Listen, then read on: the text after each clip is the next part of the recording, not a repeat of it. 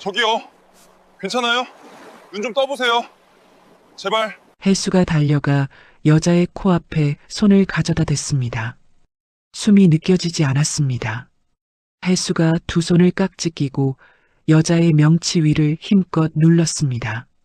한 번, 두 번, 세 번. 차가운 바닷물이 여자의 입에서 쏟아져 나왔습니다.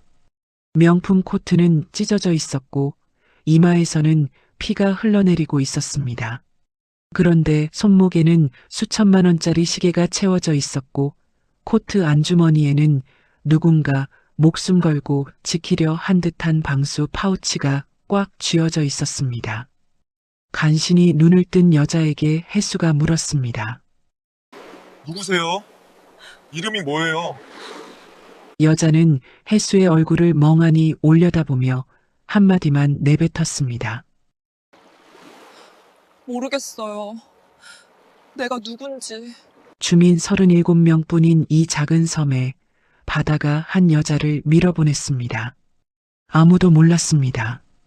이 여자 하나가 떠밀려온 순간부터 평화롭기만 하던 이 섬에 서울에서 가장 무서운 사람들이 몰려오게 된다는 것을. 이야기 시작 전에 구독과 좋아요 해주시면 더 흥미진진한 이야기로 찾아올게요. 오늘의 사연 지금 시작합니다. 해무가 포구를 삼키고 있었습니다. 남해 끝자락 하루에 딱 한 번 오전 10시에 여객선이 닿는 작은 섬. 사람들은 이곳을 안개섬이라 불렀습니다. 낡은 어선 12척이 밧줄에 묶인 채 파도에 찰랑거리고 갈매기 울음소리만이 고요를 깨우고 있었습니다. 섬 전체 인구 37명, 그 가운데 절반이 넘는 20명이 이른이 넘은 어르신들이었습니다. 젊은 사람이라고는 어촌계장 오정식 정도가 고작인 이 초고령 마을에 오늘 15년 만에 새 이장이 들어오는 날이었습니다. 오전 10시 여객선이 백고동을 울리며 포구에 닿았습니다. 트랩을 밟고 내려선 산에는 강혜수 32살, 캐리어 하나와 노트북 가방이 짐의 전부였습니다. 서울 강남의 IT 기업에서 시스템 개발 팀장으로 일하던 혜수는 석 달 전 홀로 이 섬을 지키던 할머니가 세상을 떠난 뒤 사표를 던지고 고향으로 내려왔습니다. 강혜수가 처음 이 섬을 떠난 건 16살 때였습니다. 안개섬 분교는 중학교까지만 있었고 고등학교에 가려면 육지로 나가야 했습니다. 떠나는 날 아침 할머니가 선착장까지 따라 나왔습니다. 할머니의 손에는 김밥 도시락과 봉투 하나가 들려 있었습니다. 봉투 안에 10,000원짜리 10장이 꼬깃꼬깃 접혀 있었습니다. 혜수야, 이거 가져가. 할미가 전복 판 돈이다. 할머니, 이거 석 달 치잖아. 안 돼요. 안 되는 게 어딨어. 가져가. 할머니가 봉투를 혜수의 가방 안에 억지로 쑤셔 넣었습니다. 혜수가 여객선 트랩에 올라서며 뒤를 돌아보았습니다. 할머니가 고무신 차림으로 선착장 끝에 서 있었습니다. 바람에 흰 머리카락이 날렸습니다. 혜수가 손을 흔들었지만 할머니는 손을 흔들지 않았습니다. 그냥 서 있었습니다. 여객선이 포구를 벗어나 안개 속으로 들어갈 때까지 할머니의 모습이 점점 작아지다 사라졌습니다. 육지 생활은 낯설었습니다. 기숙사에 들어간 첫날 같은 방 아이가 혜수의 가방에서 비린 냄새가 난다며 코를 막았습니다. 야, 너 어디서 왔어? 섬이야? 진짜 섬에서 사람이 살아? 혜수가 입을 다물었습니다. 주먹을 쥐었다 폈다를 3번 반복하고 웃으며 대답했습니다. 응, 섬이야. 사람 살아. 그날 밤 이불을 뒤집어 쓰고 할머니가 쥐어준 봉투를 꺼내 보았습니다. 10,000원짜리 10장. 한 장 한 장에 전복 껍데기를 깎던 할머니의 손이 보이는 것 같았습니다. 혜수는 그 돈을 석 달 동안 한 푼도 쓰지 않았습니다. 고등학교 3년 혜수는 반에서 1등을 놓친 적이 없었습니다. 새벽 5시에 일어나 학교에 갔고 밤 12시에 기숙사로 돌아왔습니다. 친구들이 PC방에 갈 때 혜수는 도서관에 있었습니다. 이유는 하나였습니다. 장학금을 받아야 할머니한테 손을 안 벌릴 수 있었습니다. 한 달에 한 번 할머니에게 전화를 했습니다. 위성전화 너머로 할머니의 목소리가 들려올 때마다 혜수의 귀에는 파도 소리가 함께 실려왔습니다. 할머니, 나 이번에 전교 1등 했어. 그래, 밥은 먹고 다니냐? 네, 잘 먹어요. 거짓말하지 마. 목소리에 힘이 없어. 돈 걱정은 말고 고기 좀 먹어라. 할머니는 성적 이야기에 한 번도 관심을 보이지 않았습니다. 밥은 먹었냐? 잠은 잤냐? 감기는 안 걸렸냐? 할머니의 질문은 늘 그 세 가지였습니다.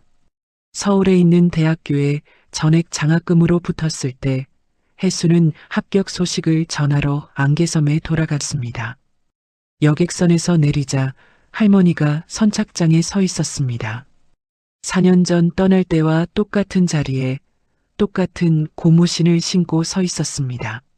할머니, 혜수가 뛰어가 할머니를 안았습니다. 할머니의 등이 4년 전보다 훨씬 굽어 있었습니다.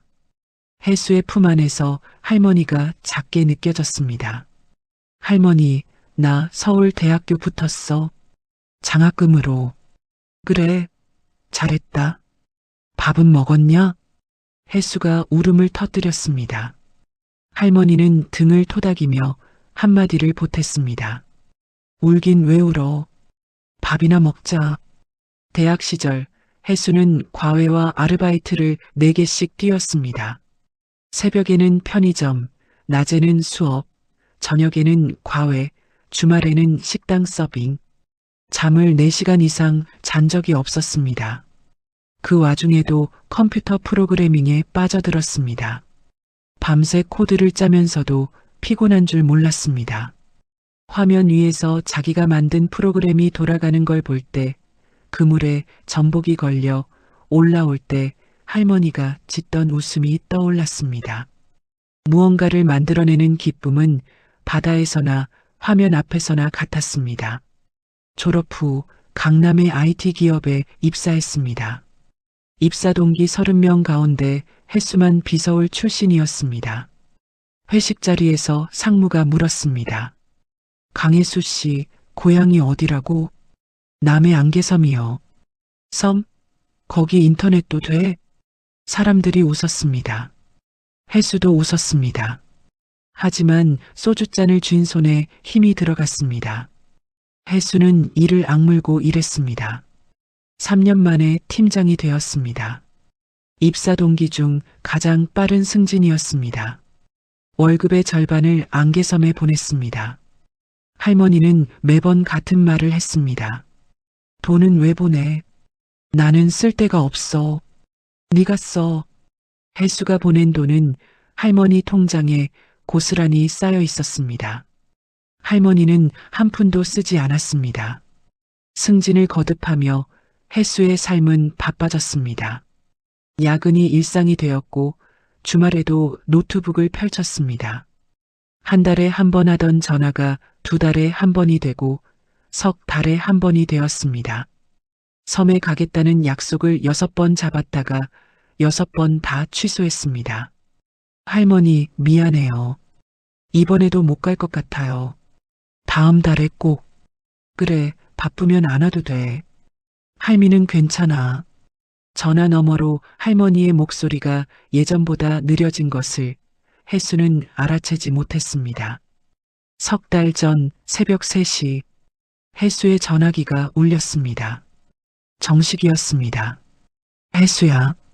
할머니가 쓰러지셨어. 혜수가 맨발로 현관을 뛰쳐나갔습니다. 첫 차를 타고 통영항으로 갔고 여객선을 타고 안개섬에 도착했습니다. 선착장에 정식이 서 있었습니다. 정식의 눈이 벌겋게 부어 있었습니다. 형, 할머니는? 정식이 고개를 저었습니다. 미안해. 새벽에 돌아가셨어. 혼자서. 아무도 옆에 없었어. 해수의 다리에서 힘이 빠졌습니다. 선착장 바닥에 주저앉았습니다. 할머니의 방에 들어갔습니다. 방 안은 깨끗하게 정돈되어 있었습니다.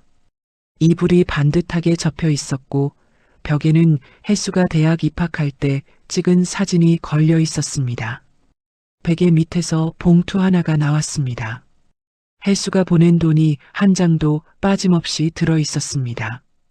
봉투 겉면에 할머니의 글씨가 적혀 있었습니다. 삐뚤빼뚤한 글씨였습니다. 해수야, 이건 네 돈이다. 할미는 네 얼굴만 보면 됐어. 해수가 봉투를 가슴에 안고 방바닥에 이마를 대었습니다. 소리 없이 울었습니다. 한참을 울고 나서 고개를 들었을 때 창문 너머로 안개 낀 바다가 보였습니다. 할머니가 매일 바라보던 바다였습니다. 장례를 치른 뒤 해수는 서울로 돌아가지 않았습니다. 사표를 냈습니다. 상무가 전화를 걸어왔습니다. 강 팀장, 제정신이야? 승진 코앞인데 섬에 가겠다고? 네. 가야 할 곳이 있어서요. 상무가 한숨을 쉬었습니다. 후회할 거야. 해수가 전화를 끊으며 중얼거렸습니다. 이미 후회하고 있으니까요. 해수는 할머니의 빈 집에 짐을 풀었습니다. 첫날 밤 방바닥에 누워 천장을 바라보았습니다. 파도 소리가 들려왔습니다. 16살에 떠날 때도 이 소리를 들으며 잤습니다. 할머니가 옆방에서 기침하는 소리, 부엌에서 물 끓이는 소리, 새벽에 고무신 끌며 텃밭으로 나가는 소리. 그 소리들은 이제 없었습니다. 파도 소리만 남아 있었습니다. 마을에 해수가 돌아왔다는 소식이 퍼졌습니다. 복순 할머니가 해수를 찾아왔습니다. 해수야, 이장할 사람이 없어서 난리여. 네가 해라. 할머니, 저는 이장을 해본 적이 없어요. 네 할매가 살아있었으면 니를 앉혔을 거요. 할매 대신 내가 앉힌다. 싫다고 하지 마. 복순 할머니의 눈이 매웠습니다. 해수가 한참을 바라보다 고개를 숙였습니다. 하겠습니다. 그 전에 서울에 한번 다녀오겠습니다. 그렇게 석 달이 지나고 여객선 백고동이 울리는 아침, 해수가 캐리어 하나와 노트북 가방을 들고 안개섬 선착장에 내렸습니다. 서울에 있던 짐을 정리하고 고향으로 완전히 돌아온 것입니다. 선착장에서 기다리던 정식이 성큼 다가와 캐리어를 낚아챘습니다. 야, 이장님. 짐이 이게 다야? 형, 이장님이라고 부르지 마. 듣기 민망하게. 정식이 해수의 어깨를 한 대 치며 웃었습니다. 민망하긴 뭐가 민망해. 오늘부터 넌 이장님이야. 자, 가자. 어르신들 마당에 다 앉아 계셔. 해수가 포구를 지나 마을길로 접어드는데 담장 너머로 흰 머리카락들이 하나둘 고개를 내밀었습니다. 저 총각이 해수 아이가? 서울에서 돈 잘 벌었다며? 미쳤지 뭐. 잘 살다가 이 섬에 와서 뭘 하겠다고. 그래도 젊은 놈이 들어와야 섬이 사는 거 아니여. 마을에 간 마당에 플라스틱 의자 20개가 줄지어 놓여 있었습니다. 막걸리와 부침개가 올라간 소박한 취임식 자리. 복순 할머니가 해수의 손을 덥석 잡고 주민들 앞에 세웠습니다. 78, 이 섬에서 태어나 평생을 살아온 토박이, 남편을 바다에서 일찍 잃고 홀로 자식 셋을 키워낸 마을의 큰어머니 같은 분이었습니다. 다들 보소. 이 녀석이 우리 섬 살릴 사람이여. 힘 좀 보태소. 응?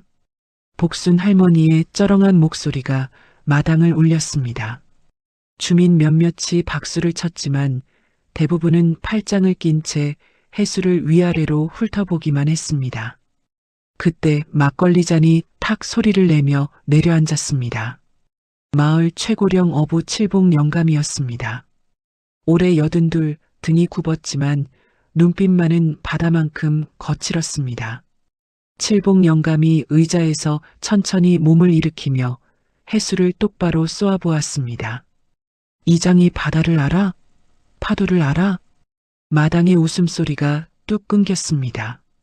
서울에서 컴퓨터나 두드리던 놈한테 마을을 맡겨? 내가 이 바다에서 60년을 살았는데 이 섬이 그렇게 만만해? 칠복 영감의 손가락이 혜수를 가리켰습니다. 정식이 옆에서 끼어들려는 것을 혜수가 손으로 막았습니다. 혜수가 자리에서 일어나 칠복 영감 앞에 섰습니다. 허리를 깊이 숙여 절을 올렸습니다. 어르신, 저는 아는 게 없습니다. 바다도 모르고 파도도 모릅니다. 그러니까 어르신들한테 하나씩 배우겠습니다. 칠복 영감이 코웃음을 쳤습니다. 혜수를 한 번 더 위아래로 훑어보고는 아무 말 없이 고개를 돌렸습니다. 어색한 침묵이 내려앉았고 복순 할머니가 막걸리 잔을 번쩍 들어 올렸습니다. 자자, 한 잔씩들 하소. 오늘은 좋은 날이요. 취임식이 파한 뒤 정식이 혜수를 부두 방파제 끝으로 데려갔습니다. 바다를 마주보고 나란히 걸터앉자 정식이 주머니에서 구겨진 장부를 꺼냈습니다.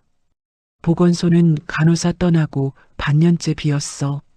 전복이랑 미역은 중간상인 김 사장한테 헐값에 넘기는 구조야. 경로당 보일러는 2겨울째 고장이고. 정식이 장부를 펼쳐 혜수 무릎 위에 올렸습니다. 마을 공동계좌 잔고가 200만 원도 안 돼. 군청 지원금은 해마다 깎여. 솔직히 말할게. 기획안 같은 거 쓸 시간에 당장 이번 미역 수확철 일손부터 걱정해야 할 판이야. 혜수가 장부를 한 장 한 장 넘겼습니다. 입술을 꽉 다문 채 숫자들을 눈에 담았습니다. 정식이 혜수의 옆모습을 한참 바라보다 한마디를 보탰습니다. 그래도 네가 왔으니까 뭐라도 해보는 거지 뭐. 해가 기울었습니다. 혜수는 혼자 마을을 돌았습니다. 깨진 가로등, 무너진 돌담, 녹슨 수도관. 할머니가 생전에 가꾸던 해변가 텃밭에 이르렀을 때 혜수의 발이 멈췄습니다. 잡초가 밭 전체를 뒤덮고 있었습니다.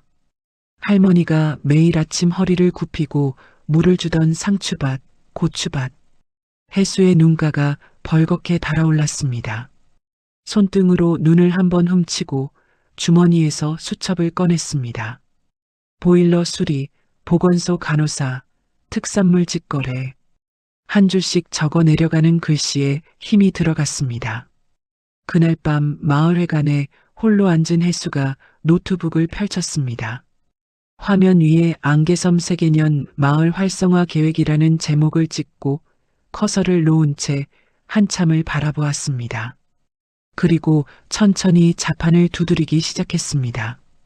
그 시각 서울 한성그룹 본사 최상층 회의실에 찬 공기가 감돌고 있었습니다.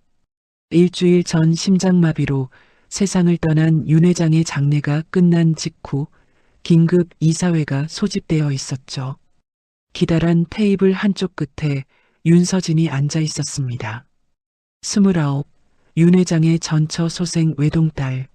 미국 와튼스쿨에서 경영학 석사를 마쳤지만 기업 경영보다 사회 공헌 쪽에 마음이 가 있던 사람이었습니다. 대학 시절에는 적십자 응급구조 봉사를 다닐 만큼 현장을 좋아했고 사람을 직접 돕는 일에서 보람을 찾았습니다. 검은 상복 차림의 서진이 아버지의 빈자리를 바라보고 있었습니다. 아버지의 죽음 앞에서 슬픔을 사귀기도 전에 수천억 원의 지분과 경영권이라는 무게가 고스란히 서진의 어깨 위로 내려앉고 있었습니다. 테이블 반대편 끝에는 윤태준이 앉아 있었습니다. 38, 후처소생 장남이자 한성그룹 전무. 턱선이 가늘게 떨리고 있었지만 눈빛만은 차갑게 가라앉아 있었습니다. 고문 변호사 황재민이 서류를 펼치며 입을 열었습니다. 유원장 검인 절차가 아직 진행 중입니다. 원본이 확인되기 전까지는 경영권 승계를 확정할 수 없습니다. 태준이 이사들을 천천히 둘러보며 입을 열었습니다. 아버지 뜻대로 서진이가 중심이 되어야 합니다. 저는 옆에서 돕겠습니다. 목소리는 부드러웠습니다. 하지만 책상 밑에서 태준의 두 주먹이 하얗게 질려 있었습니다. 회의가 끝나고 이사들이 빠져나간 뒤 태준이 집무실 문을 닫았습니다. 안에서 기다리고 있던 최측근 비서 조현우가 소파에서 몸을 일으켰습니다. 전무님, 회의가 잘... 현우 씨... 태준이 조현우의 말을 잘랐습니다. 창밖을 등진 채 두 손을 책상 위에 짚고 낮은 목소리로 말했습니다. 유 원장 원본이 나오기 전에 서진이를 경영에서 완전히 밀어내. 방법은 당신이 알아서 찾아. 조현우가 말없이 고개를 숙였습니다.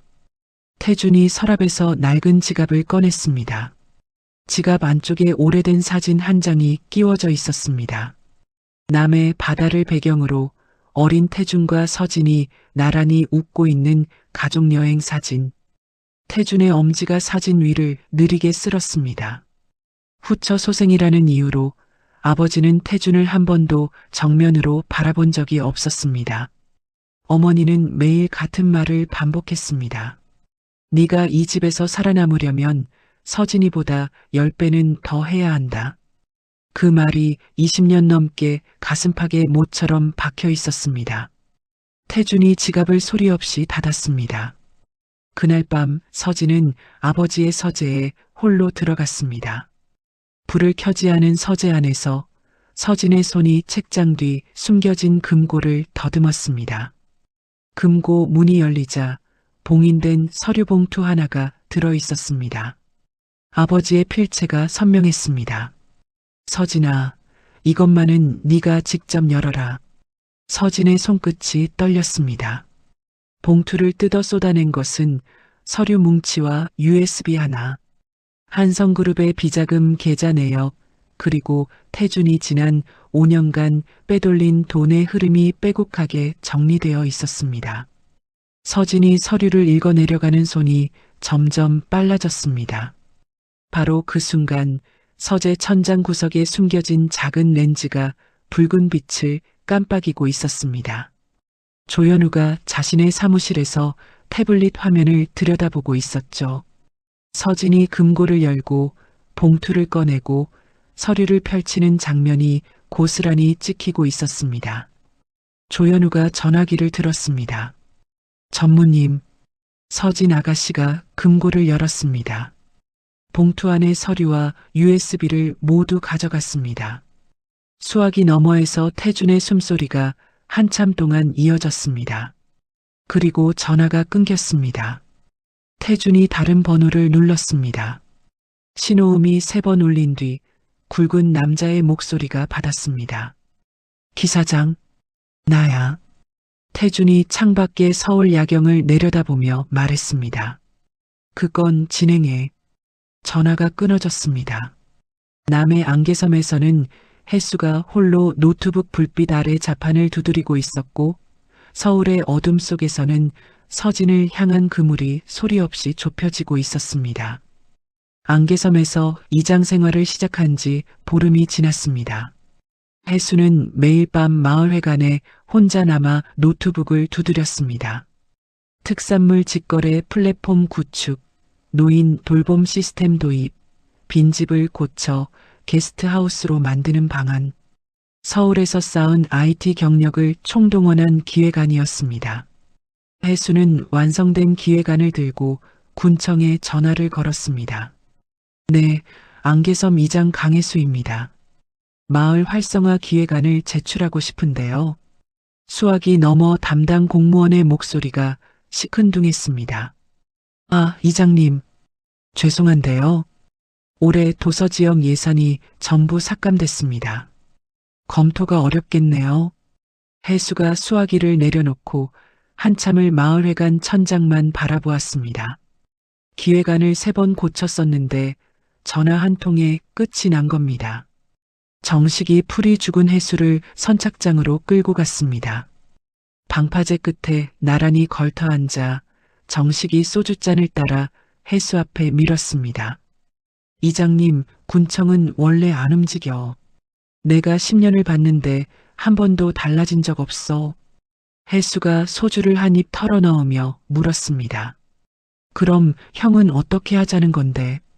이번 미역 수확철에 품질 좋은 거 따로 골라서 직접 육지 시장에 갖고 나가보자. 기획안 100번 쓰는 것보다 한 번 팔아보는 게 빨라. 혜수의 자존심이 쓰렸지만 정식의 말에 일리가 있다는 걸 부정할 수 없었습니다. 알았어, 형. 미역부터 해보자. 하지만 직거래를 하려면 마을 어르신들의 동의가 필요했습니다. 혜수가 마을 회의를 열었습니다. 경로당에 모인 어르신 15명 앞에서 혜수가 입을 열었습니다. 중간 상인한테 넘기지 말고 우리가 직접 포장해서 팔면 3배는 더 받을 수 있습니다. 괜히 새로운 거 했다가 그나마 있던 거래처도 잃으면 어쩔 건데? 한 어르신이 고개를 저었습니다. 칠복 영감이 지팡이로 바닥을 탁 내리쳤습니다. 김 사장이랑 30년을 거래했어. 30년? 네가 뭔데 그걸 받고? 회의실이 쥐죽은 듯 조용해졌습니다. 혜수가 입술을 꽉 깨물었지만 대꾸하지 않았습니다. 그날부터 혜수는 새벽 4시에 부두로 나갔습니다. 칠복 영감의 어선에 올라타 그물을 손질하고 닻을 끌어올리고 어망에 걸린 해초를 걷어냈습니다. 그물에 손이 찢어져 피가 났고 배멀미로 뱃전에 매달려 속을 쏟았습니다. 칠복 영감은 혜수를 거들떠보지도 않았습니다. 그렇게 보름이 지났습니다. 어느 새벽 부두에서 그물을 정리하던 혜수 앞에 장갑 한 켤레가 떨어졌습니다. 올려다보니 칠복 영감이 서 있었습니다. 아무 말도 하지 않았습니다. 장갑을 던져놓고 등을 돌려 제 배로 갔습니다. 혜수가 장갑을 집어들었습니다. 손바닥에 땀이 배어 있었습니다. 혜수는 직거래의 가능성을 증명해야 했습니다. 자비를 털어 소량의 건미역을 포장하고 서울 시절 알던 사람들에게 연락을 돌려 온라인에 시식 이벤트를 올렸습니다. 일주일 뒤 소량이었지만 전량이 팔렸습니다. 혜수가 판매 내역을 출력해서 마을회의에 가져갔습니다. 20봉지 전부 팔렸습니다. 김 사장한테 넘길 때보다 2배 반값입니다. 어르신들이 숫자를 들여다보며 수군거렸습니다. 칠복 영감만 팔짱을 낀 채 입을 다물고 있었지만 나머지 어르신들이 하나둘 고개를 끄덕이기 시작했습니다. 한번 해보자 뭐. 잃을 것도 없잖아. 그 무렵 복순 할머니가 매일 저녁 반찬 보따리를 들고 마을회관을 찾아왔습니다. 혜수가 혼자 컵라면으로 끼니를 때우는 걸 알고부터였습니다. 이놈아, 라면이 밥이가? 네 할매가 하늘에서 보면 속상해서 어쩌겠냐. 복순 할머니가 된장찌개를 상에 올리며 말했습니다. 혜수가 숟가락을 들다 말고 멈췄습니다. 할머니, 우리 할머니랑 많이 친하셨죠? 친하다마다 40년 버시였어. 네 할매가 맨날 그랬어. 우리 혜수는 크면 꼭 돌아올 거라고. 혜수가 밥을 떠먹는 손이 멈추지 않았지만 눈가가 벌겋게 달아오르고 있었습니다. 며칠 뒤 복순 할머니가 혜수를 마을 뒷산 꼭대기로 데려갔습니다. 거기서 내려다보면 포구 전체가 한눈에 펼쳐졌습니다. 여객선이 들어오는 뱃길이 선명하게 보이는 자리. 네 할매가 살아생전에 매일 여기 올라왔어. 여객선 들어오는 거 보면서 니를 기다렸어. 혜수의 눈에 바다가 번져 보였습니다. 한참 동안 아무 말 없이 서서 포구를 내려다보았습니다. 한편 서울. 서진은 아버지의 유언장을 확인하기 위해 고문 변호사 황재민의 사무실을 찾아갔습니다. 윤 회장의 30년 지기, 유언장 원본의 존재를 유일하게 아는 사람이었습니다. 그런데 사무실 문을 열자마자 서진의 발이 멈췄습니다. 책상 서랍이 모조리 뒤집혀 있었고 서류가 바닥에 흩어져 있었습니다. 황 변호사의 왼쪽 눈 밑에 시퍼런 멍이 들어 있었습니다. 변호사님, 이게 무슨... 서진 씨, 들어오지 마요. 당분간 나를 찾아오면 안 됩니다. 황 변호사가 문 앞을 가로막으며 고개를 저었습니다. 위협을 받고 있어요. 누군지는 말 못합니다. 제발 지금은 가요. 서진이 사무실을 나와 주차장으로 내려가는데 등 뒤에서 시선이 느껴졌습니다. 주차장 한쪽에 검은색 세단 한 대가 서 있었습니다. 서진이 걸음을 빨리 하자 세단의 엔진이 걸렸습니다. 서진은 택시를 잡아타고 2번을 갈아타며 따돌렸지만 심장이 한참 동안 가라앉지 않았습니다. 서진이 마지막으로 찾아간 사람은 아버지의 비서실장이었던 조현우였습니다. 현우 실장님, 황 변호사님이 위협을 받고 계세요. 도대체 무슨 일인지 알아봐 주세요. 조현우가 고개를 깊이 숙이며 대답했습니다. 아가씨, 제가 알아보겠습니다. 당분간 안전한 곳에 계세요. 목소리는 걱정 가득했지만 서진이 돌아서는 순간 조현우의 눈빛이 싸늘하게 식었습니다. 조현우는 서진이 엘리베이터에 오르자마자 전화기를 들었습니다. 전무님, 서진 아가씨가 황 변호사를 만나려 했습니다. 이동 경로 보고 드리겠습니다. 그날 밤 서진은 자택에서 아버지의 USB를 노트북에 꽂았습니다. 비자금 내역 파일 사이에 음성 파일 하나가 있었습니다. 재생 버튼을 누르자 아버지의 목소리가 흘러나왔습니다. 서진아, 태준이를 조심해라. 이 자료가 내 방패가 될 거다. 그리고 정 위험하면 남해로 가거라. 통영항에서 배를 타면 아버지가 아는 안전한 곳이 있다. 서진의 두 손이 무릎 위에서 부르르 떨렸습니다. 그 시각 태준의 집무실. 태준이 기사장에게 전화를 걸고 있었습니다. 서진이를 사고처럼 보이게 처리해. 시신은 발견되면 안 돼. 기사장의 목소리가 낮게 깔렸습니다. 남해 쪽으로 움직일 가능성이 높습니다. 통영항에 미리 사람을 깔아두겠습니다. 이틀 뒤 새벽, 서진은 선글라스와 모자를 눌러쓰고 서울을 빠져나왔습니다. 역 창구에서 현금으로 표를 끊었습니다. 통영항에 도착한 서진은 매표소에서 이수연이라는 가명으로 승선권을 샀습니다. 남해 방면 마지막 여객선, 안개섬을 포함해 3개의 섬을 경유하는 노선이었습니다. 서진이 트랩을 올라 여객선 안으로 사라졌습니다. 그로부터 5분 뒤 선착장 주차장에 검은 SUV가 미끄러지듯 멈췄습니다. 차에서 내린 기사장이 매표소 직원에게 사진 한 장을 내밀었습니다.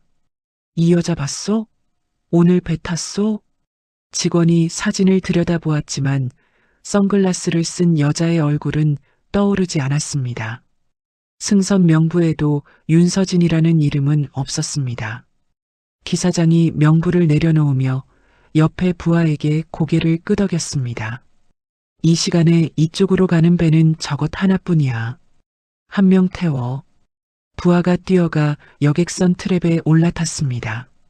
여객선의 백고동이 울리고 배가 천천히 항구를 벗어났습니다.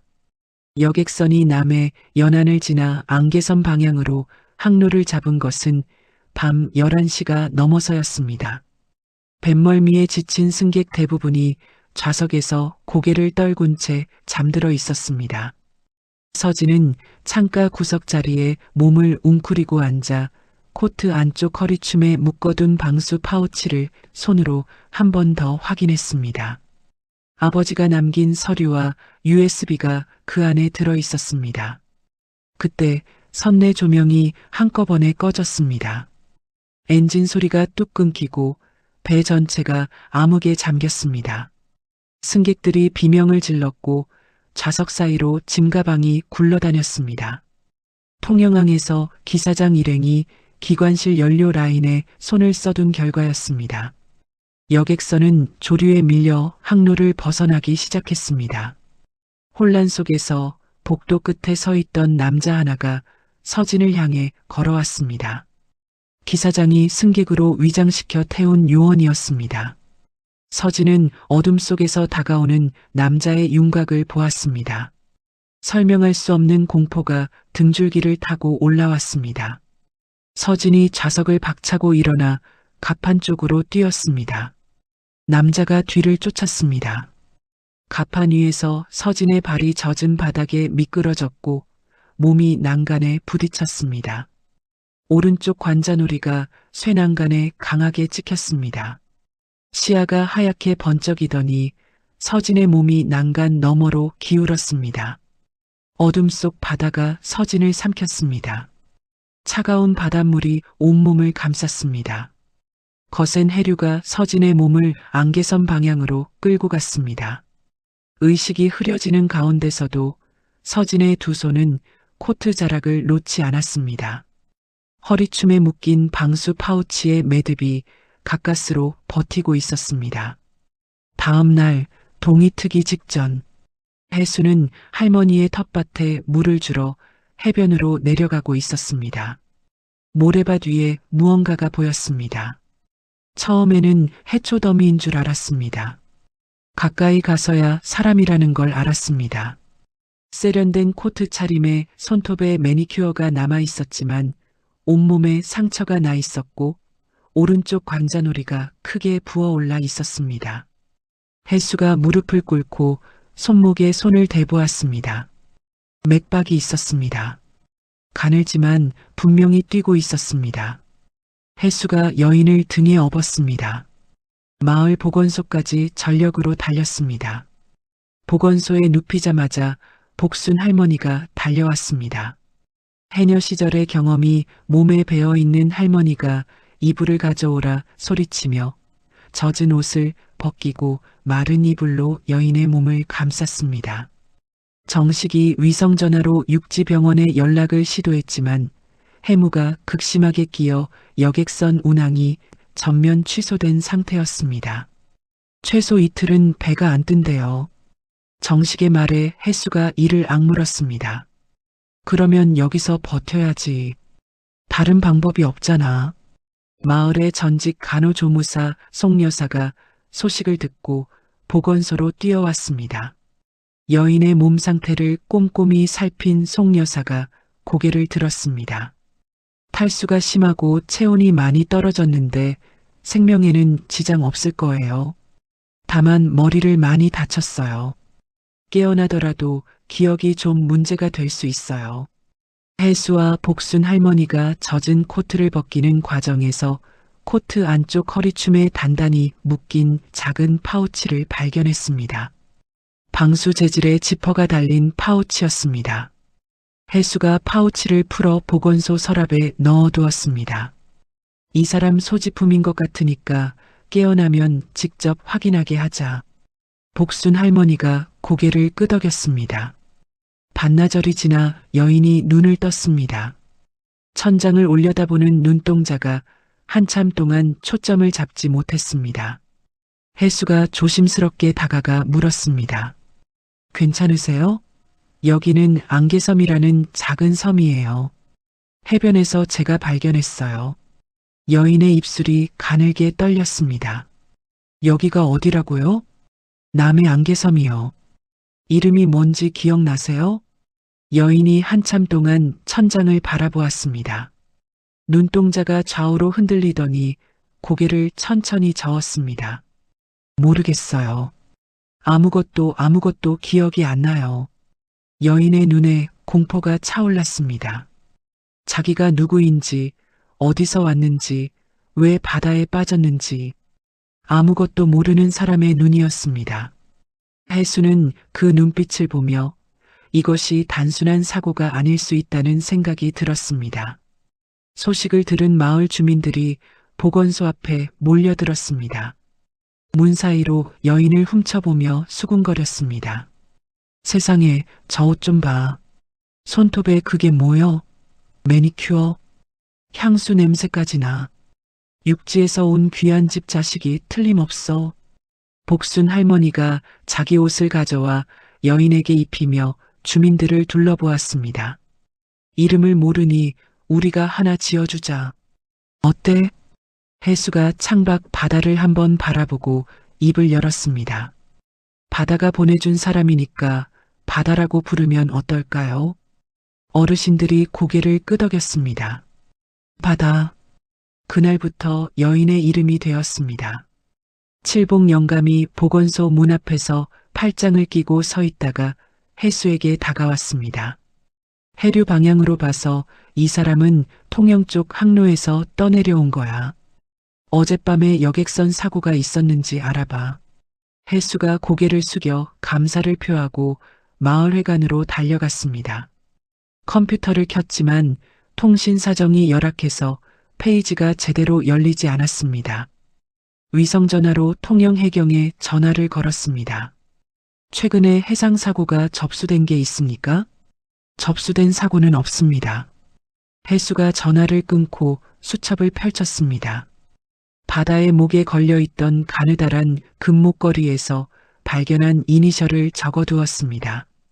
S, J, Y. 이 세 글자가 유일한 단서였습니다. 여객선 운항이 재개된 날 해수가 바다를 데리고 육지병원에 가려 했습니다. 바다의 손을 잡고 선착장으로 향하는데 여객선이 보이는 순간 바다의 몸이 굳었습니다. 안 돼요. 못 타요. 제발. 바다가 해수의 팔을 잡고 뒤로 물러섰습니다. 얼굴이 하얗게 질려 있었고 온몸이 떨리고 있었습니다. 머리로는 이유를 모르지만 몸이 먼저 기억하고 있는 것이었습니다. 송 여사가 해수의 팔을 잡아당기며 말했습니다. 이장님, 지금 억지로 데려가면 기억이 돌아오는 게 더 늦어질 수 있어요. 좀 더 두고 봐요. 해수가 바다를 돌아보았습니다. 바다의 두 눈에 물기가 가득했습니다. 알겠습니다. 당분간 여기서 쉬세요. 사흘이 지난 뒤 정식이 여객선 선장 친구에게서 소식을 전해 들었습니다. 남해 연안에서 여객선 기관 고장 사고가 있었고 승객 한 명이 바다에 빠져 실종되었다는 것이었습니다. 정식이 해수를 불러 말했습니다. 실종자 이름이 이수연이래. 인상착의도 바다 씨랑 안 맞아. 해수가 수첩을 꺼내 이니셜을 다시 들여다보았습니다. S, J, Y와 이수연은 어디에도 겹치지 않았습니다. 해수의 미간이 좁아졌습니다. 같은 시각 서울. 태준이 경찰에 제출한 실종자 인상착의는 서진과 전혀 다른 것이었습니다. 수색 범위도 거제도 방면으로 유도해 놓았습니다. 서진은 이수연이라는 가명으로 표를 끊었기에 승선 명부에 윤서진이라는 이름은 애초에 없었죠. 한성그룹 홍보팀은 언론에 한 줄을 띄웠습니다. 윤서진 부회장은 아버지 별세 후 해외 요양 중. 기사장이 태준에게 전화를 걸었습니다. 시신이 안 나옵니다. 해류를 봤을 때 살아있다면 남해 쪽 작은 섬에 떠밀려 갔을 겁니다. 태준이 책상 위에 남해 지도를 펼쳤습니다. 사람이 사는 작은 섬 12곳에 동그라미를 쳤습니다. 펜 끝이 마지막으로 멈춘 곳에 안개섬이라는 글자가 찍혀 있었습니다. 하나씩 뒤져. 빠짐없이. 바다가 안개섬에 머문 지 열흘이 지났습니다. 기억은 여전히 돌아오지 않았지만 처음 눈을 떴을 때 얼굴을 뒤덮던 공포는 조금씩 옅어지고 있었습니다. 복순 할머니가 매일 아침 보건소 문을 열고 들어오며 바다의 손을 잡아 일으켰습니다. 가만히 누워만 있으면 몸도 마음도 더 굳어. 나와. 일 좀 거들어. 바다가 할머니의 손에 이끌려 마을로 나온 첫날 정식이 미역 널기를 시켰습니다. 해풍에 미역을 펼치는 단순한 작업이었지만 바다는 허리가 끊어질 듯 아팠고 생선 비늘을 만지는 것조차 서툴렀습니다. 그런데 점심때 복순 할머니가 전복죽 끓이는 법을 가르쳐주자 바다의 손이 달라졌습니다. 할머니가 알려준 레시피에 바다가 뭔가를 더했습니다. 주방 한쪽에 놓인 레몬을 집어들더니 껍질을 얇게 저며 죽 위에 올린 것이었습니다. 이게 뭐요? 전복죽에 레몬을? 복순 할머니가 눈을 동그랗게 떴습니다. 하지만 한 숟가락 떠먹더니 입맛을 다셨습니다. 세상에, 이런 맛은 처음이다. 경로당에 모인 어르신 6명이 전복죽을 비웠습니다. 어디서 배운 건지 바다 자신도 몰랐습니다. 손이 알아서 움직인 것이었습니다. 며칠 뒤 혜수가 마을회관에서 특산물 포장 디자인을 고민하고 있었습니다. 상자에 뭘 그려 넣어야 할지 종이만 붙들고 있는데 바다가 슬쩍 다가와 앉았습니다. 마을회관 구석에 굴러다니던 크레파스와 도화지를 집어들더니 30분도 안 되어 안개섬 풍경이 담긴 로고와 포장 시안을 완성했습니다. 혜수와 정식이 도화지를 번갈아 들여다보며 입을 벌렸습니다. 이걸 30분 만에 그린 거야? 바다가 자기 손을 내려다보며 고개를 갸웃거렸습니다. 저도 모르겠어요. 그냥 손이 움직였어요. 바다의 존재감이 마을에 빠르게 퍼져나갔습니다. 결정적인 장면은 칠복 영감의 집에서 벌어졌습니다. 칠복 영감에게는 육지에 사는 손녀가 하나 있었는데 1년이 넘도록 얼굴을 보지 못하고 있었습니다. 바다가 위성전화로 영상통화를 연결해 주었습니다. 작은 화면 안에 손녀의 얼굴이 떴을 때 칠복 영감의 눈이 커졌습니다.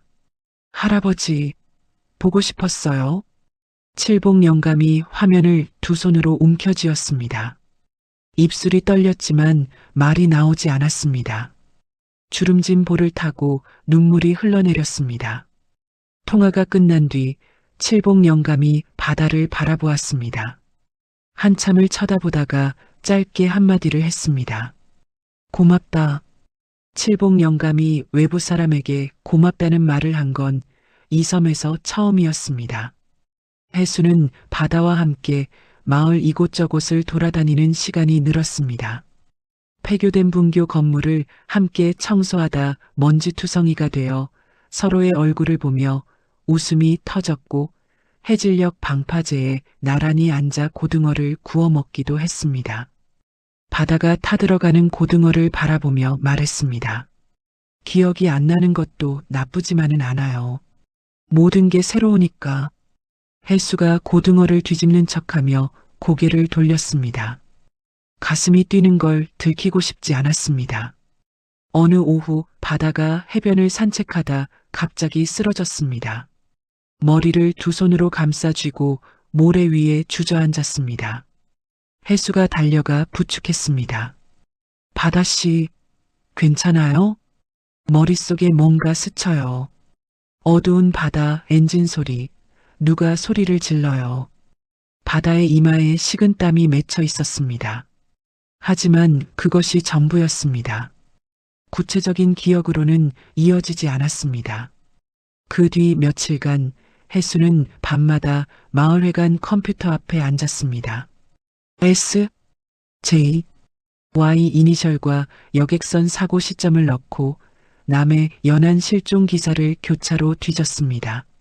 느린 인터넷 속도와 씨름하던 어느 밤 한성그룹 윤 회장 장례식 기사가 화면에 떴습니다. 기사 안에 외동딸 윤서진의 사진이 실려 있었습니다. 혜수의 손가락이 멈췄습니다. 사진 속 여인의 얼굴이 바다와 놀라울 만큼 닮아 있었습니다. 이니셜도 맞았습니다. S, J, Y 서진윤. 혜수가 화면을 꺼버리고 어둠 속에 한참을 앉아 있었습니다. 재벌가의 딸이라면 결국 이 섬을 떠날 사람이었습니다. 혜수는 확인을 하고 싶었습니다. 인터넷에서 윤서진의 실종 관련 소식을 찾아보았지만 해외 유양 중이라는 기사 외에는 아무것도 없었습니다. 가족이 찾고 있다면 알려줘야 하지 않을까? 혜수는 한성그룹 비서실 대표 번호에 전화를 걸었습니다. 위성전화의 발신 체계가 일반 전화와 다르다는 것까지는 생각이 미치지 못했습니다. 윤서진 씨에 대해 확인하고 싶은 게 있는데요. 윤서진 부회장님은 현재 해외 요양 중이시고 외부 연락은 일체 받지 않고 계십니다. 전화가 끊어졌습니다. 그리고 그 직후 조현우가 위성전화 발신 번호를 추적했습니다. 안개섬 마을회관. 조현우가 태준에게 보고를 올렸습니다. 전무님, 남해 안개섬에서 서진 아가씨에 대해 묻는 전화가 왔습니다. 해수의 선의가 추적자들에게 바다의 위치를 정확히 알려준 셈이었습니다. 그 사실을 모른 채 바다는 마을에서 점점 깊이 뿌리를 내리고 있었습니다. 경로당에서 어르신들에게 스트레칭을 가르치고 칠복 영감의 그물 손질을 거들었습니다. 방파제 벽에는 안개섬의 사계절을 담은 벽화가 하루하루 채워지고 있었습니다. 복순 할머니가 어느 저녁 해수를 부엌으로 불렀습니다. 된장을 풀면서 넌지시 말했습니다. 해수야, 저 아이 볼 때마다 네 눈이 달라지는 거 알지? 해수가 헛기침을 했습니다. 할머니, 무슨 소리예요? 사람 마음은 거짓말을 못하는 거요. 네가 좋으면 좋은 대로 솔직하게 살아. 해수가 아무 말도 하지 못했습니다. 그날 밤 보건소에서 비명이 터졌습니다. 바다가 악몽에 시달리다 깨어난 것이었습니다. 문 밖에서 지키고 있던 해수가 뛰어들어갔습니다. 바다가 이불을 움켜쥔 채 온몸을 떨고 있었습니다. 꿈에서 누가 쫓아왔어요. 어두운 바다, 높은 건물, 회의실 같은 곳. 그리고 제가 아버지라고 불렀어요. 해수는 더 이상 혼자 끌어안을 수 없다고 판단했습니다. 다음 날 정식에게만 윤서진의 사진을 보여주었습니다. 정식이 사진과 바다를 번갈아 보더니 목소리를 낮췄습니다. 틀림없어. 근데 이장님, 한성그룹이면 이 아가씨를 찾는 사람이 전부 좋은 사람은 아닐 수 있어. 조심해. 해수는 바다를 뒷산 꼭대기로 데려갔습니다. 할머니가 매일 여객선을 기다리던 바로 그 자리. 포구 전체가 내려다 보이는 곳에서 해수가 입을 열었습니다. 바다씨, 당신은 한성그룹 윤서진이라는 사람일 가능성이 높아요. 확실하지는 않아요. 전화로 확인하려 했는데 이상한 대답만 돌아왔어요. 바다의 눈동자가 크게 흔들렸습니다. 윤서진이라는 이름에 머릿속 어딘가가 번뜩였지만 기억으로 이어지지는 않았습니다. 눈물이 흘러내렸습니다. 왜 우는지 자신도 몰랐습니다. 기억이 돌아오는 게 두려워요. 돌아오면 여기를 떠나야 할 것 같아서. 해수가 바다의 손을 잡았습니다. 처음이었습니다. 그건 기억이 돌아온 다음에 생각하자. 지금은 여기에 있으면 돼요. 두 사람이 나란히 앉아 안개가 거쳐가는 바다를 바라보았습니다. 뒷산에서 손을 잡은 그 밤 이후 해수와 바다 사이에 말하지 않아도 통하는 것들이 생겨났습니다. 아침이면 나란히 할머니의 텃밭에 물을 주었고 낮에는 마을 일을 함께 거들었습니다. 저녁이면 방파제 끝에 걸터 앉아 하루를 돌아보는 게 일과가 되었습니다. 그렇게 일주일이 흘렀고 안개섬에는 늦가을 햇살이 유난히 따뜻하게 내려쬐고 있었습니다. 그 일주일 사이 해수가 몇 달간 준비해온 특산물 직거래 플랫폼이 드디어 열렸습니다. 마을회관 컴퓨터 앞에 주민 12명이 모여 앉았습니다. 해수가 화면을 가리키며 말했습니다. 첫 주문이 들어왔습니다. 서울에서요. 경로당이 술렁였습니다. 복순 할머니가 화면을 들여다보며 손뼉을 쳤습니다. 세상에, 이게 진짜요? 서울에서 우리 미역을 산다고? 바다가 플랫폼에 상품 사진을 직접 찍고 포장 디자인도 도맡았습니다. 바다의 아이디어로 전복과 미역 세트마다 손편지를 한 장씩 넣었습니다. 안개섬 이야기가 담긴 편지였습니다. 주문량이 첫 주 대비 3배로 뛰었습니다. 중간상인 김 사장에게 넘기던 가격의 2배가 넘는 수익이 들어왔습니다. 칠복 영감이 포장 작업장에 나타났습니다. 아무 말 없이 상자를 쌓기 시작했습니다. 정식이 눈을 동그랗게 뜨며 혜수 옆구리를 찔렀습니다. 야, 칠복 영감이 포장을 해? 혜수가 칠복 영감을 바라보았습니다. 칠복 영감은 혜수와 눈이 마주치자 고개를 확 돌렸지만 손은 멈추지 않았습니다. 직거래 수익 일부를 마을 공동기금에 넣어 경로당 보일러를 바꿨습니다. 새 보일러가 돌아가던 날 경로당 바닥에 어르신들이 둘러앉았습니다. 아이고 따시다. 올겨울은 살겠다. 혜수와 바다가 경로당 문 앞에서 서로를 보며 웃었습니다. 정식이 뒤에서 큰 소리로 말했습니다. 아, 이장님이 아니라 이장님 부부라고 불러야 되는 거 아니냐? 혜수와 바다가 동시에 얼굴이 빨개졌습니다. 경로당에 웃음이 터졌습니다. 가을 축제 준비가 시작되었습니다. 혜수와 바다가 폐교 운동장을 축제장으로 꾸몄습니다. 바다가 운동장 담벼락에 대형 벽화를 그렸습니다. 안개 속에서 동백꽃이 피어오르는 섬 풍경이었습니다. 칠복 영감이 벽화 앞에 서서 한참을 움직이지 않았습니다. 이 바다가 돌아가신 우리 마누라가 좋아하던 풍경이요. 칠복 영감의 목소리가 떨렸습니다. 바다의 손을 잡고 고개를 끄덕였습니다. 고맙다 아가씨. 혜수가 그 장면을 뒤에서 바라보고 있었습니다. 바다가 이 섬에 가져온 변화가 이렇게까지 클 줄은 몰랐습니다. 축제 당일 저녁 운동장에 호롱불이 줄줄이 걸렸습니다. 막걸리가 돌고 복순 할머니가 옛 남의 민요를 불렀습니다. 혜수가 주민들 앞에 서서 인사를 했습니다. 이 축제는 바다씨가 없었으면 불가능했습니다. 다 바다씨 덕분입니다. 주민들이 박수를 쳤습니다. 칠복 영감이 자리에서 일어나 혜수의 어깨를 두드렸습니다. 이장, 잘하고 있어. 혜수의 눈에 뜨거운 것이 차올랐습니다. 이 섬에 내려온 이후 처음으로 잘 살고 있다는 확신이 든 순간이었습니다. 축제가 무르익은 밤 혜수와 바다가 사람들 틈에서 빠져나왔습니다. 폐교 뒤편 감나무 아래에 나란히 섰습니다. 호롱불빛이 두 사람의 얼굴을 어렴풋이 비추고 있었습니다. 바다씨, 네. 당신이 누구였든 지금 이 순간 내 옆에 있는 당신이 좋아. 바다가 혜수를 올려다보았습니다. 나도 같은 마음이에요. 이 섬에서 처음으로 나로 살아가는 기분이 들어요. 바다가 혜수의 가슴에 이마를 기댔습니다. 혜수의 심장 소리가 바다의 귀에 닿았습니다. 다음 날 아침 혜수가 바다에게 말했습니다. 기억이 돌아올 때까지, 아니 돌아오지 않더라도 이 섬에서 같이 살자. 바다가 혜수의 눈을 바라보았습니다.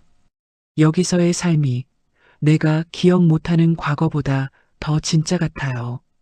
두 사람은 할머니의 텃밭에 나란히 쪼그려 앉아 잡초를 뽑았습니다. 손끝에 흙이 묻고 이마에 땀이 맺히고 사이사이 웃음이 새어나오는 소박한 아침이었습니다. 하지만 그 평화는 이틀을 넘기지 못했습니다. 정식이 숨을 헐떡이며 혜수를 찾아왔습니다. 이장님, 오늘 여객선에서 양복 입은 남자 2명이 내렸어. 지금 마을 돌아다니면서 주민들한테 여자 사진을 보여주고 있어.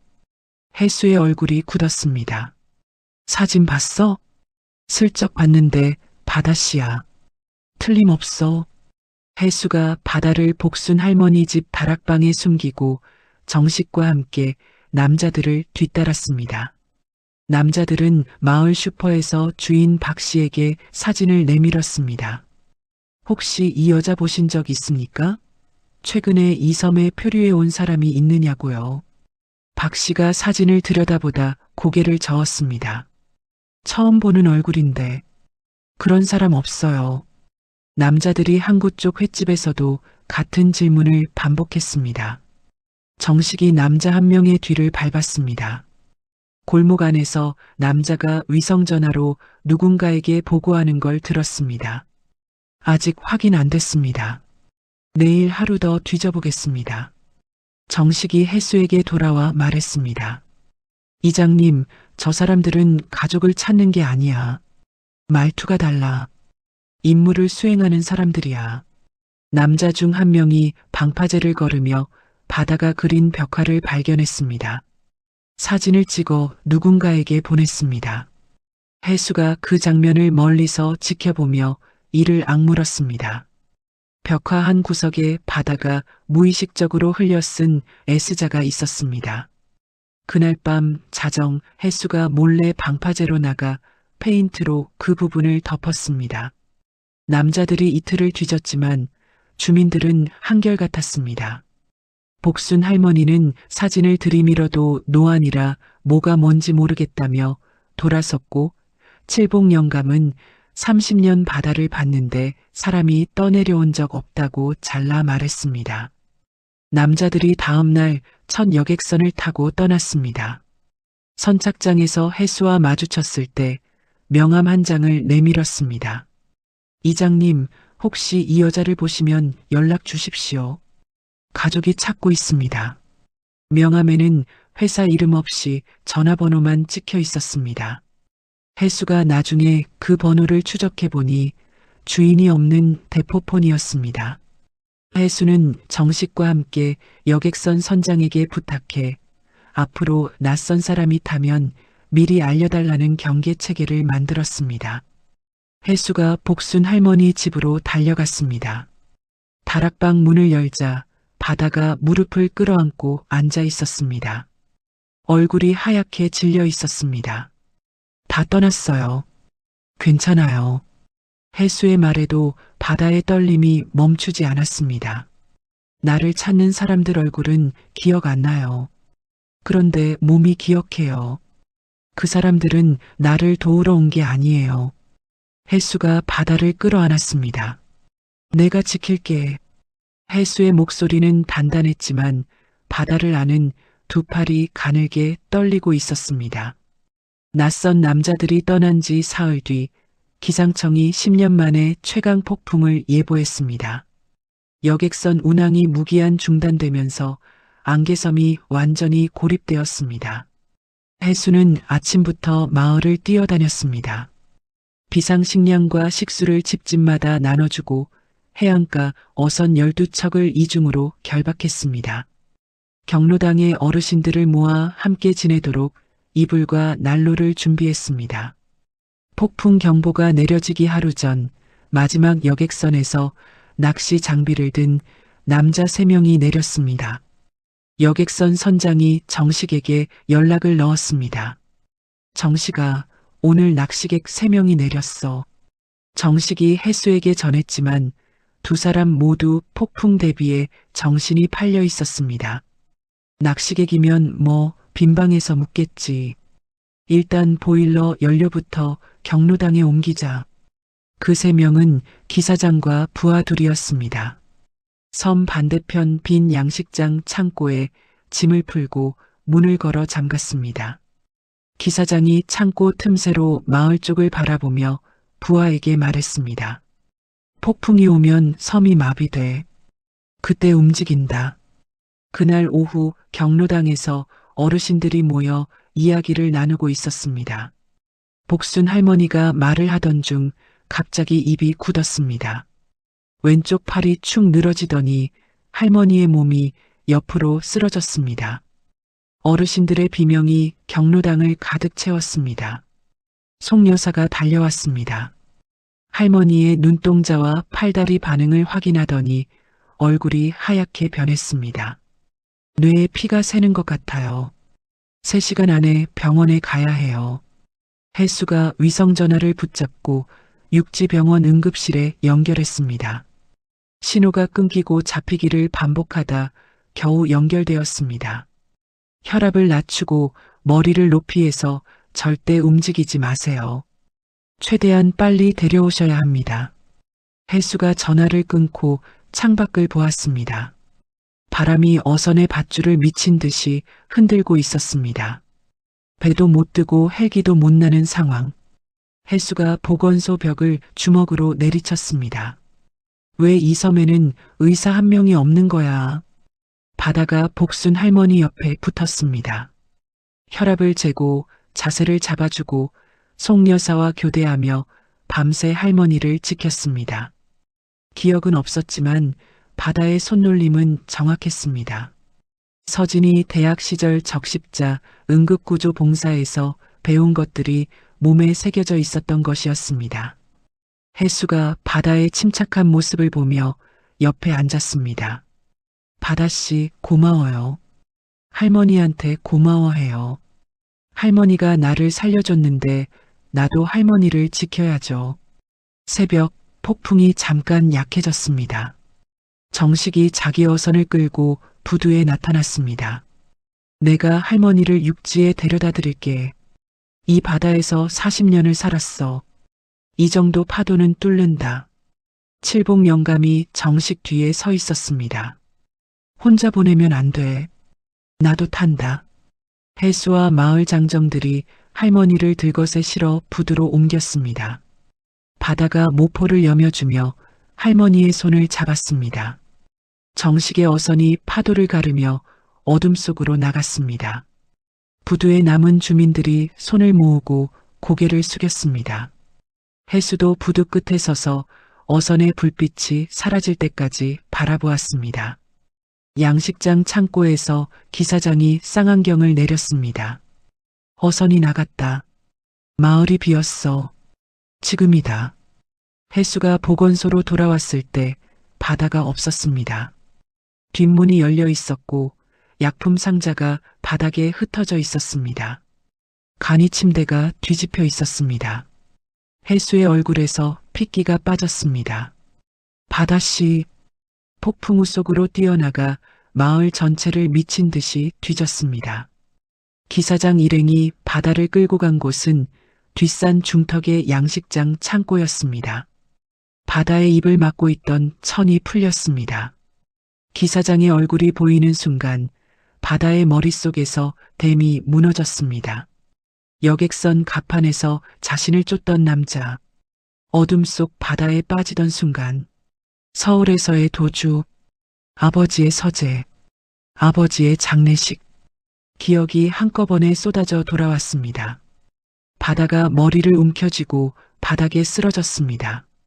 자신이 윤서진이라는 것을 이제 완전히 알았습니다.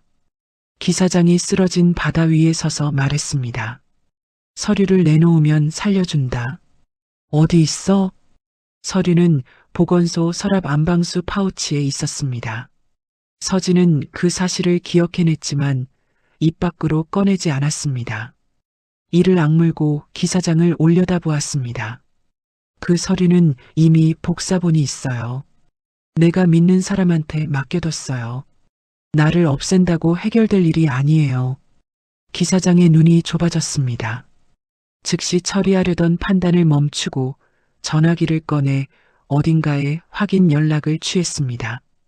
혜수가 뒷산에서 희미한 불빛을 발견했습니다. 혼자 뛰어가려는데 마을 아주머니 3명과 장정 2명이 호미와 횃불을 들고 따라왔습니다. 창고 문이 부서졌습니다. 아주머니 1명이 횃불을 휘둘러 부하 하나를 밀어냈고 장정이 다리를 걸어 넘어뜨렸습니다.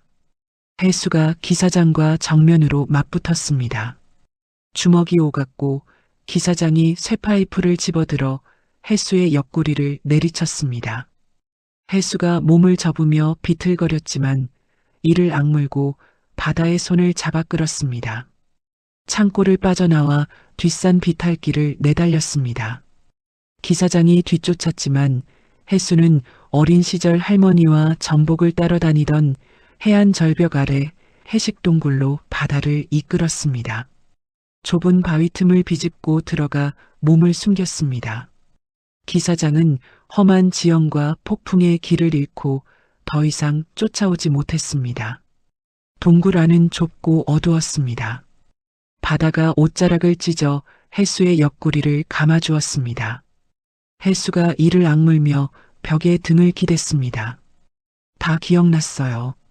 바다의 목소리가 떨렸습니다. 나는 윤서진이에요.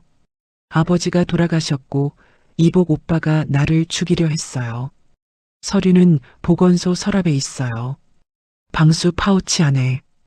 혜수가 고통 속에서도 바다의 눈을 바라보았습니다. 알고 있었어. 당신이 윤서진일 수 있다는 거. 하지만 나한테 당신은 바다야.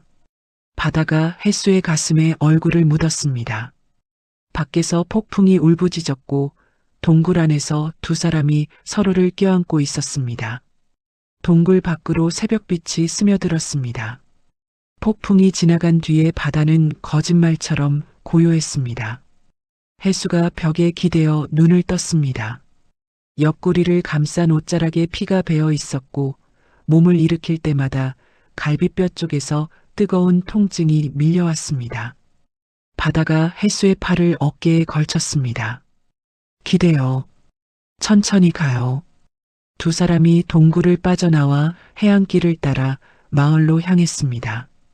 혜수는 한 발짝 내디딜 때마다 옆구리를 부여잡고 이를 악물었습니다. 마을 어귀에 도착하자 이미 날이 밝아 있었습니다. 마을 장정 셋이 밧줄로 묶인 3명의 남자를 지키고 서 있었습니다. 기사장과 부하 둘이 저체온에 탈진한 채 땅바닥에 쓰러져 있었습니다. 밤새 폭풍 속을 헤매다 마을 쪽으로 나왔고 새벽에 주민들이 발견해서 묶어놓은 것이었습니다. 혜수가 마을회관으로 가서 위성 전화를 잡았습니다. 해경에 먼저 전화를 걸었습니다. 남해 안개섬입니다. 외부인 3명이 불법으로 침입해서 주민을 납치하려 했습니다. 현재 주민들이 제 앞에서 묶어두고 있습니다. 전화를 끊고 바로 육지병원에 연결했습니다. 정식이 받았습니다. 형? 할머니 어떠셔? 수술 끝났어. 머리에서 피가 새던 거 잡았대. 의식도 돌아왔어. 칠봉 영감이 옆에서 지키고 계셔. 혜수가 전화기를 쥔 손에 힘이 풀렸습니다. 바다가 옆에서 혜수의 표정을 읽고 두 손으로 입을 막았습니다. 할머니가 괜찮으신 거예요? 응. 고비 넘기셨대. 바다의 눈에서 눈물이 쏟아졌습니다. 혜수도 고개를 숙이고 한참을 아무 말하지 못했습니다. 보건소 앞으로 주민들이 하나둘 모여들었고 소식을 전해 들은 어르신들이 함께 울고 웃었습니다. 해경 경비정이 오전에 도착했습니다. 경비정에서 응급구조사가 내려 혜수의 옆구리를 확인했습니다. 소독하고 붕대를 단단히 감은 뒤 말했습니다. 갈비뼈에 금이 갔을 수 있어요. 꼭 육지병원에서 찍어보셔야 합니다. 혜수가 고개를 저었습니다. 서밀이 정리되면 갈게요. 바다가 혜수의 팔을 잡아당겼습니다. 일은 내가 볼게요. 치료부터 받아요. 혜수가 바다의 눈을 보다가 고개를 끄덕였습니다. 해경이 기사장 일행을 연행하면서 본격적인 조사가 시작되었습니다. 바다가 해경 수사관 앞에 앉았습니다. 더 이상 기억을 잃은 여인이 아니었습니다. 제 이름은 윤서진입니다. 한성그룹 윤 회장의 딸이에요. 수사관의 눈이 커졌습니다. 바다가 또박또박 말을 이어갔습니다. 여객선 사고가 아니라 계획된 것이었다는 것, 이복 오빠 윤태준이 지시한 것이라는 것, 그 이유가 아버지가 남긴 비자금 서류 때문이라는 것. 바다가 혜수와 함께 보건소 서랍을 열었습니다. 방수 파우치가 그대로 있었습니다. 지퍼를 열자 서류 뭉치와 USB가 쏟아져 나왔습니다. 바다가 서류를 수사관에게 건네며 말했습니다. 이것이 아버지가 저한테 남긴 방패예요.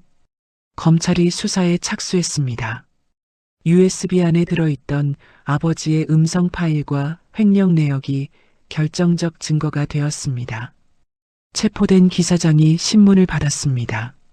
서진이가 복사본이 있다고 했습니다. 다른 사람한테 맡겨뒀다고요. 이 진술이 태준에게 전해졌습니다. 태준의 얼굴이 일그러졌습니다. 서류 원본도 빼앗지 못한 데다 복사본까지 있다는 말에 더 이상 손을 쓸 수 없다고 판단한 태준이 위조 여권을 꺼내 들었습니다. 인천공항 출국장에 도착했을 때 검찰 수사관 4명이 기다리고 있었습니다. 이미 출국 금지가 내려진 뒤였습니다. 태준이 수갑을 찬 채 끌려나가는 장면이 뉴스 속보로 전국에 나갔습니다. 조현우도 동선 유출과 거짓 정보 제공으로 함께 잡혀 들어갔습니다. 고문 변호사 황재민이 경찰 보호 아래 서진과 전화로 다시 연결되었습니다. 서진 씨, 유 원장 원본을 안전하게 넘길 수 있게 됐습니다. 회장님의 뜻은 명확해요. 모든 지분은 서진 씨에게, 태준 씨에게는 독립 자금을 주되 경영에는 참여하지 못하게 하라는 겁니다. 서진이 전화기를 쥔 채 한참을 말하지 못했습니다. 안개섬에 기자들이 밀려들기 시작했습니다. 여객선이 닿자마자 카메라를 든 사람들이 쏟아져 나왔습니다. 마을 주민들이 선착장에 줄을 서서 막았습니다. 우리 바다 아가씨한테 카메라 들이대지 마시오. 정식이 기자들 앞에 팔짱을 끼고 섰습니다. 이장님하고 바다 아가씨가 우리 섬을 살렸어. 딴소리 하지 말고 그것만 써. 소동이 가라앉은 뒤 바다가 해수를 뒷산 꼭대기로 데려갔습니다. 처음으로 손을 잡았던 그 자리였습니다. 서울로 올라가야 해요. 아버지가 남긴 것들을 정리해야 하고 재판에도 나가야 해요. 도망치지 않을 거예요. 해수가 한참 동안 아무 말 없이 바다를 바라보았습니다. 가야 할 곳이 있으면 가. 이 섬은 언제든 여기 있어. 나도. 기다려줄 수 있어요?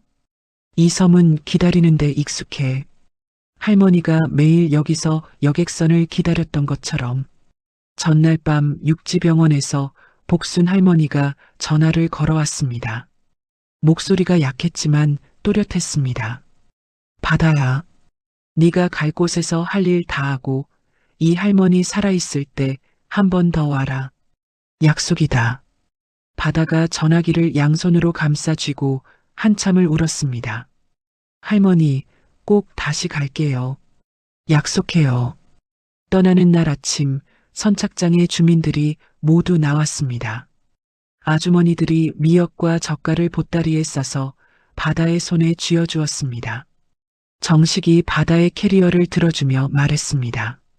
기자들 앞에서 우리 안개섬 미역이 제일 좋다고 한마디만 해줘. 응? 정식의 눈가가 젖어 있었습니다. 해수가 선착장 끝에서 바다와 마주 섰습니다. 아무 말 없이 서로를 바라보다가 해수가 목에서 무언가를 풀었습니다. 할머니가 남긴 작은 은반지였습니다. 할머니가 할아버지에게 받은 유일한 물건. 해수가 바다의 손바닥 위에 반지를 올려놓았습니다. 이건 이 섬에 돌아올 이유로 가지고 있어. 바다가 반지를 꼭 쥐었습니다. 여객선 트랩에 올라서며 뒤를 돌아보았을 때 해수는 손을 흔들지 않았습니다. 가슴에 손을 얹고 서 있었습니다. 바다도 가슴에 손을 얹었습니다. 여객선이 포구를 벗어나 안개 속으로 멀어졌습니다. 해수가 빈 바다를 한참 바라보다 수첩을 꺼냈습니다. 오늘의 할 일 첫 줄에 적었습니다. 보건소 상주 간호사 채용 공고 올리기. 해수의 등 뒤로 방파제 벽화 속에 바다가 그린 그림이 아침 햇살을 받고 있었습니다. 섬 위로 떠오르는 해. 석 달이 흘렀습니다. 겨울이 깊어진 서울. 한성그룹 본사 이사회실. 윤서진이 대표이사 취임 서류에 서명을 했습니다. 태준의 횡령과 살인미수 혐의가 재판에 넘겨지고 핵심 임원 4명이 줄줄이 잡혀 들어간 뒤였습니다. 서진은 취임 기자회견에서 기자들을 마주보며 입을 열었습니다. 한성그룹은 투명한 경영과 지역 상생을 가장 중요한 가치로 삼겠습니다. 서진의 목소리는 안개섬에 오기 전과 달랐습니다. 떨림 없이 단단했습니다.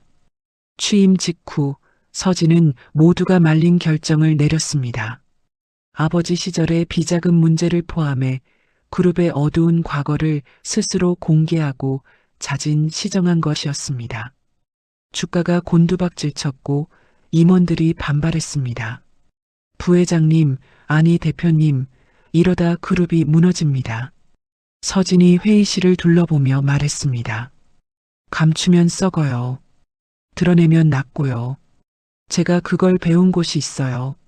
아무도 대꾸하지 못했습니다. 석 달 뒤 기업 신뢰도 조사에서 한성그룹이 전년 대비 12계단을 올랐습니다. 서진은 한성그룹 사회공헌 첫 번째 사업으로 남해 도서지역 의료교육 지원 사업을 발표했습니다. 첫 수혜지는 안개섬이었습니다. 상주 간호사 배치, 원격 진료 시스템 설치, 폐교의 문화센터를 세우는 계획이었습니다. 태준의 재판이 열린 날 서진은 증인석에 섰습니다. 사실만을 또박또박 말했습니다. 증언을 마치고 돌아서려는 순간 피고인석에서 작은 목소리가 들려왔습니다. 미안하다. 서진의 발이 멈췄습니다. 뒤돌아보지는 않았습니다. 법정을 나온 서진에게 기자들이 몰려들었습니다.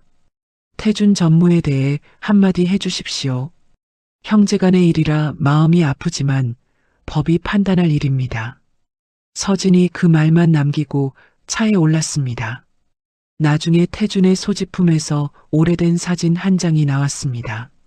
남해 바다를 배경으로 어린 태준과 서진이 나란히 서서 웃고 있는 사진. 태준이 20년 넘게 지갑에 넣고 다닌 것이었습니다. 고문 변호사 황재민이 서진에게 아버지의 마지막 이야기를 전해주었습니다. 회장님이 젊은 시절에 사업이 망한 적이 있어요.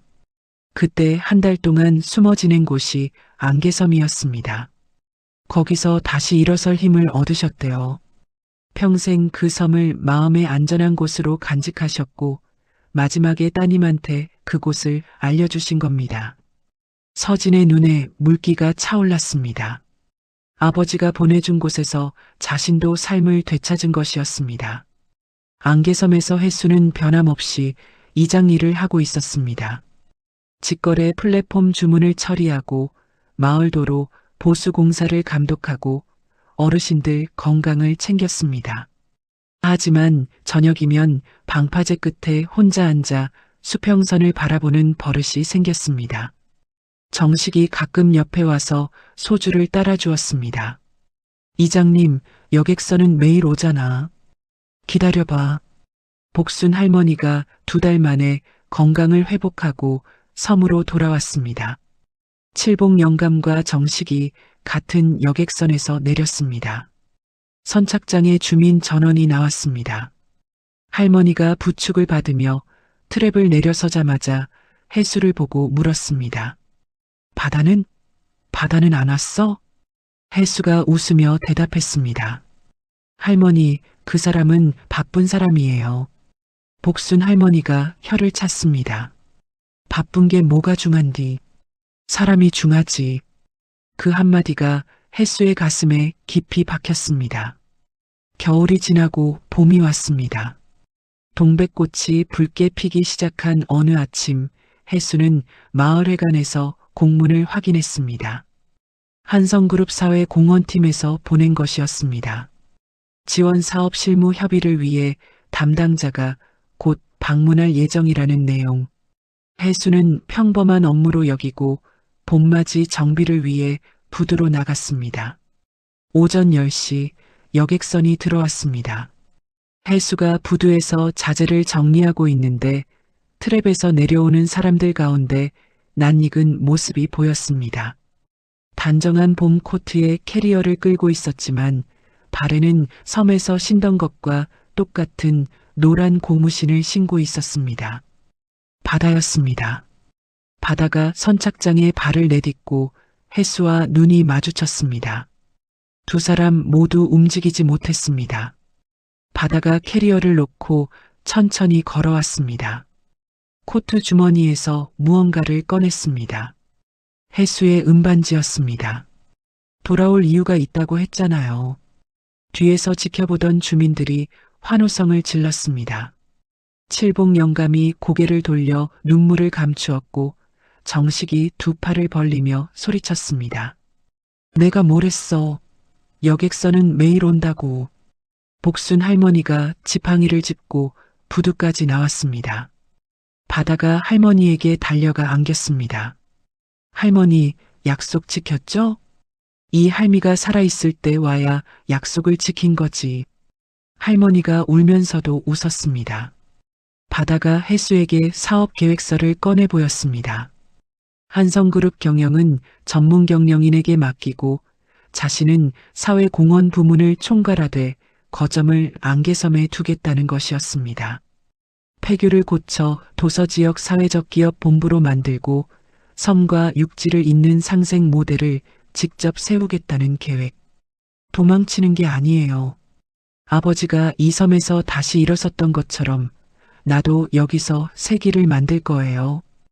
혜수가 계획서를 읽고 바다를 바라보았습니다. 이장으로서도 한 사람으로서도 환영해. 그날 저녁 마을회관에서 잔치가 벌어졌습니다. 복순 할머니가 바다의 두 손을 꼭 잡았습니다. 이제 안 갈 거지? 네, 할머니. 이제 여기가 제 집이에요. 칠복 영감이 막걸리 잔을 높이 들었습니다. 우리 바다 왔다. 잔치가 끝난 늦은 밤, 혜수와 바다가 할머니의 텃밭 앞에 나란히 앉았습니다. 이 텃밭, 우리 같이 가꾸기로 한 거 아직 유효한 거죠? 잡초가 좀 많이 자랐어. 내일부터 바쁠 거야. 두 사람이 서로를 보며 웃었습니다. 안개 사이로 별이 하나둘 나타나기 시작했습니다. 1년 후 봄, 폐교 자리에 새로 단장한 안개섬 상생센터가 문을 열었습니다. 바다가 센터장으로 축사를 하고 혜수가 이장으로 감사 인사를 전했습니다.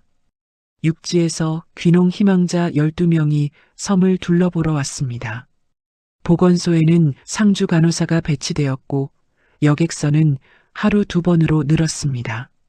칠복 영감은 직거래 포장 작업장에서 상자를 쌓고 있었고 복순 할머니는 센터 앞마당에서 방문객들에게 전복죽을 끓여주고 있었습니다. 방파제 벽화 옆에 바다가 새로 그린 그림이 하나 더 붙었습니다. 안개가 걷히고 환하게 빛나는 섬의 아침. 혜수와 바다가 나란히 선착장에 서서 들어오는 여객선을 바라보고 있었습니다. 혜수의 손에는 이장 수첩이, 바다의 손에는 센터 기획안이 들려 있었습니다. 두 사람의 어깨가 가만히 맞닿아 있었습니다. 안개가 거친 섬 위로 햇살이 내리쬐고 하루 한 번 들어오던 여객선은 이제 2번 들어옵니다. 바다에 떠밀려와 이름조차 잃었던 여자는 이 작은 섬에서 자기 이름보다 소중한 것들을 찾았습니다. 함께 미역을 말리던 할머니들의 손, 처음으로 자기 편이 되어준 한 남자의 눈빛, 그리고 37명이 한마음으로 지켜준 그 밤의 기억까지. 돌아간 서울에서 서진은 수조원짜리 회사 대신 자신을 살려준 섬을 먼저 떠올렸습니다. 화려한 회의실보다 안개 낀 선착장이, 수백 명의 임원보다 고무신 씨는 할머니 한 분이 더 그리웠으니까요. 결국 사람을 살리는 건 돈도 권력도 이름도 아니었습니다. 이름 없이 떠밀려온 그날, 아무 조건 없이 내민 손 하나. 그것이 한 사람의 인생을 통째로 바꿔놓았습니다. 가진 것을 모두 잃었을 때 비로소 진짜 내 편이 누구인지 보입니다. 지금 당신의 옆엔 누가 있나요? 이야기를 끝까지 들어주셔서 감사합니다. 누군가의 이야기 속에서 당신의 마음이 쉬어갈 수 있길 바랍니다. 구독과 좋아요로 이 따뜻한 여정을 찬란 사연과 함께 해주세요. 다음 이야기에서 또 만나요.